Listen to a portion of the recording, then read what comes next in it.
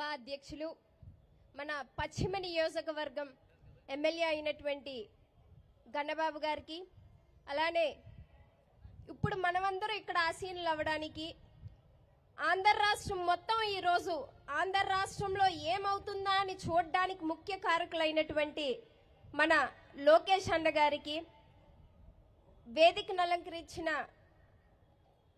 Telugu Desam party నాయకులకి, అతి ముఖ్యంగా మీ విలువైన టైంని కేటాయించి ఈరోజు ఈ సభకి హాజరైన ప్రతి ఒక్క ఆడపడుచులకి, అన్నదమ్ములకి, తెలుగుదేశం పార్టీ నాయకులకి, జనసేన పార్టీ జన సైనికులకి, వీర మహిళలకి అందరికీ పాదాభివందనాలు తెలియజేస్తున్నాను.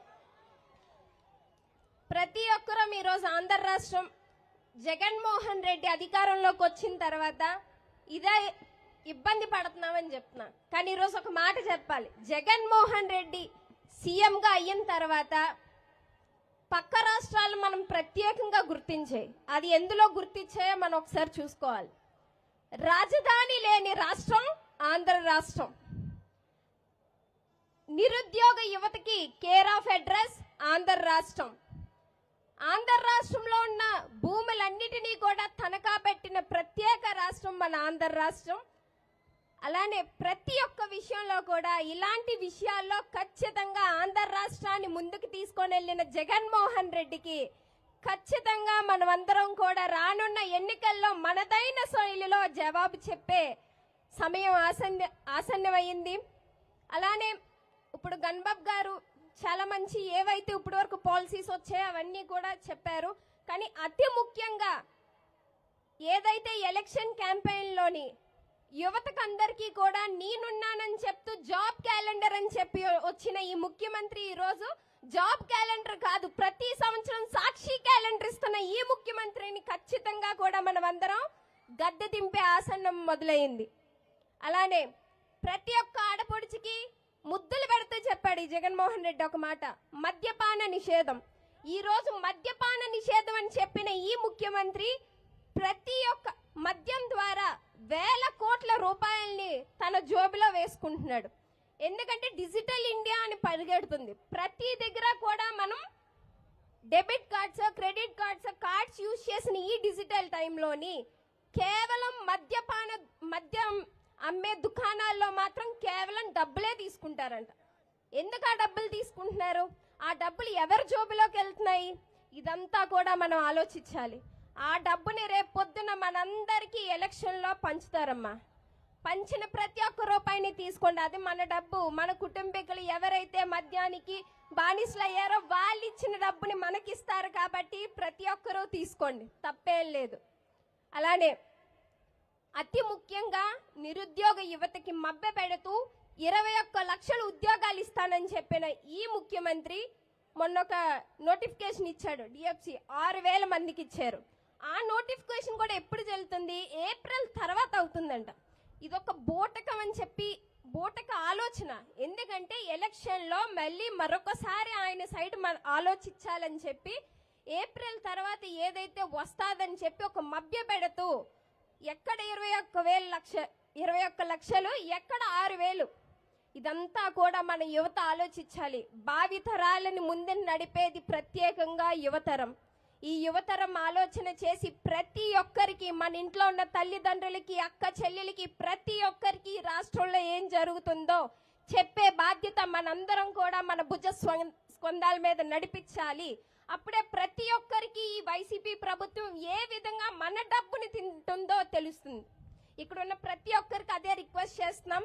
అలానే ఈరోజు ప్రతి దగ్గర మనం చూస్తున్నాం, సిద్ధం అని చెప్పి పెట్టిన పోస్టర్లు చూస్తుంటే నాకు ఒకటే అనిపించింది, నేను రానున్న ఎన్నికల్లో గద్దె దిగడానికి నేను సిద్ధంగా ఉన్నానని ఆయన పెట్టుకున్న పోస్టర్లు అవి. ఇది చెప్పకనే చెప్పాలి, నేనే దిగడానికి సిద్ధంగా ఉన్నానని సిద్ధం పోస్టర్లు పెట్టారు. అతి ముఖ్యంగా మీరు మళ్ళీ నన్ను గెలిపిస్తే ఈ ఆంధ్ర రాష్ట్రాన్ని ఇంకొక రాష్ట్రానికి తాకట్టు పెట్టడానికి సిద్ధంగా ఉన్నానని చెప్పారు. సో ఆయన సిద్ధం పోస్టర్ల ద్వారా మనందరం ఒకటి చెప్దాం, రానున్న ఎలక్షన్లో ఈ రోజు ఏదైతే శంకారావ సభ ద్వారా ఈ రోజు మనం శంఖం పూరిద్దాం. రానున్న 60 రోజులు ఒక యజ్ఞంగా తీసుకొని జనసేన తెలుగుదేశం పార్టీ జెండా రెపరెపలాడినంత వరకు మనం ఒక యజ్ఞంలా ఈ శంఖావేదిక సభ ద్వారా విషయానికి వెళ్దాం. ఈ వైఎస్ జగన్మోహన్ రెడ్డికి నిన్ను గద్దె దింపడానికి మేమందా సిద్ధం అని చెప్పి ఈరోజు ఈ వేదిక ద్వారా తెలియజేయాలి తప్పకుండా. అలానే అతి ముఖ్యంగా ఈరోజు లోకేష్ అన్న గారి గురించి మాట్లాడాలి. ఇందాక గణబాబు గారు చెప్పారు, ఆ రోజు యువగలం సభ ద్వారా అందరూ కూడా పాదయాత్ర ముందు తర్వాత అని మాట్లాడుకున్నారు. ఈ రోజు 3 సభలు, ఉదయం ఈస్ట్, సౌత్, ఈరోజు పశ్చిమంలోని ఆయన అలుపెరగని ఒక ఉన్నతమైన వ్యక్తి నిజంగా ప్రజల్లోకి వచ్చి అసలు మన ప్రభుత్వం ఏం చెయ్యాలన్నది చెప్తుంది. కానీ ఈరోజు వైఎస్ జగన్మోహన్ రెడ్డి సభ అయ్యింది మధ్యాహ్నం. ఆ రోజు మీరు ఆ సభలో ఆయన మాట్లాడే తీరు మనం యుద్ధం చేయాలంటున్నాడు. ఒక ఇంత మంచి ముఖ్యమంత్రి అంటే రాష్ట్రాన్ని ఏ విధంగా ఆయన నడిపించాలనుకుంటున్నాడు. ఎవరైనా మినిమం మనం ఏం చేస్తామన్నది చెప్పడం మానేసి మనం యుద్ధం చేయాలి, ఆ యుద్ధానికంట రైతులందరూ నడుం బిగించాలంట. అసలు ఆయన ఏం మాట్లాడుతున్నాడు నాకు ఒకటే అనిపించింది, మన జనసేన తెలుగుదేశం పార్టీ బలాన్ని చూసి ఆయనకు కొంచెం మతి మరపో లేకపోతే మతి మెంటల్ అయితే వచ్చేసినలా ఉంది. రైతుల్ని యుద్ధం చేయమంటున్నాడు మరి జగన్మోహన్ రెడ్డి.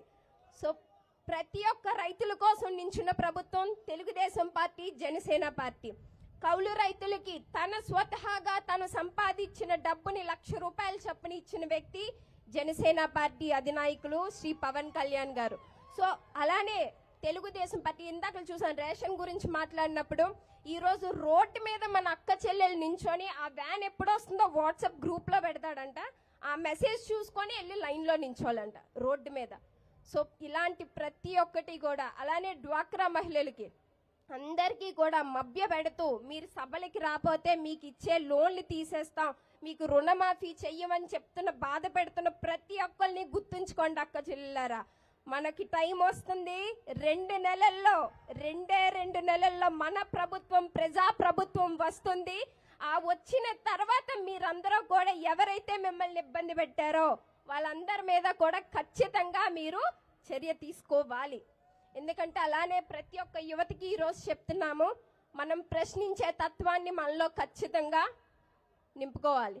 ఎందుకంటే ఎప్పుడైతే తప్పు జరుగుతుందని అనడం కాదు, తప్పు జరిగినప్పుడు ప్రశ్నించినాడే తప్పుకి ఒక ప్రశ్న అన్నది వస్తుంది, అది మంచులోకి మారే ఒక దిశ అన్నది కనిపిస్తుంది. ఖచ్చితంగా ఆ దశ ఖచ్చితంగా తెలుగుదేశం జనసేన పార్టీ ద్వారా ఈ రాష్ట్రంలో మరొకసారి వస్తుందని చెప్పి సభాముఖంగా తెలియజేస్తున్నాను.